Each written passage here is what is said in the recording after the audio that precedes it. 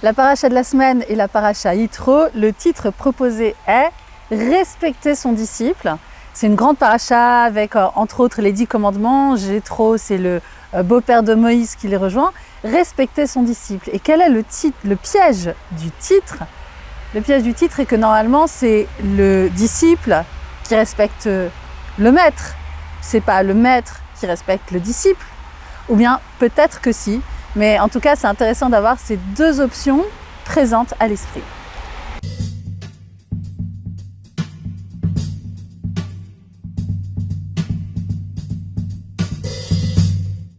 C'est un verset que j'aime beaucoup, que j'ai lu dans la première paracha que j'ai lue de toute ma vie. Donc je le connais très très bien et je l'apprécie énormément. Et il a un très très beau rythme.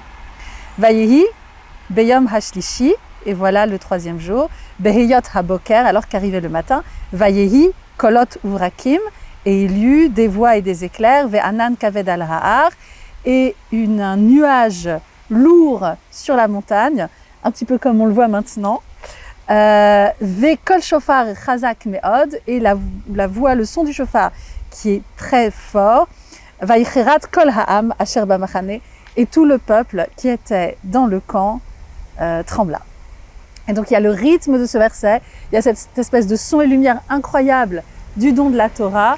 Et c'est donc ce verset que j'ai choisi de vous commenter aujourd'hui.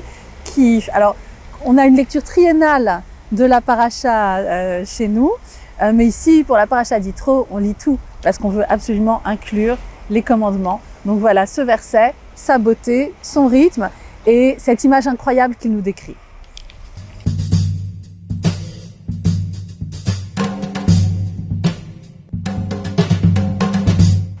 Alors, en termes des commentaires, je voudrais citer surtout et avant tout Rashi, qui commente pas un passage particulier du verset, pas l'un ou l'autre mot, mais la situation en fait. Puisque voilà que c'est le troisième jour, et on voit que la montagne se met à trembler. En fait, Rashi considère que ça signifie que l'Éternel est là, et qu'il attend le peuple d'Israël. Donc c'est Dieu lui-même qui attend son disciple, qui attend ses élèves. Et donc Rashi souligne ça, et il souligne que dans Ézéchiel c'est la même chose. Dieu dit à Ézéchiel, va et moi je t'attendrai.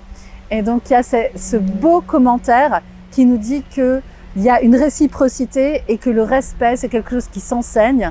On n'enseigne pas le respect aux enfants en leur demandant d'être respectueux, mais en faisant preuve nous-mêmes de respect vis-à-vis d'eux, la réciproque étant absolument nécessaire.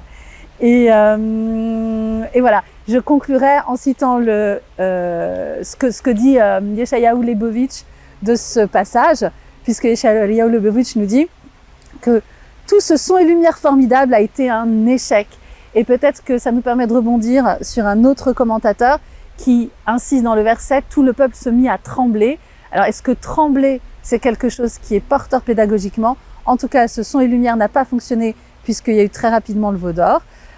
Mais par contre, Rashi nous dit le respect réciproque du maître et de l'élève, exemplarisé par ceux qui ont le pouvoir. Moi, je me dis, par exemple, de ce point de vue-là, si on veut que les gens soient respectueux, il faut que toutes les personnes qui représentent une certaine autorité le soient également.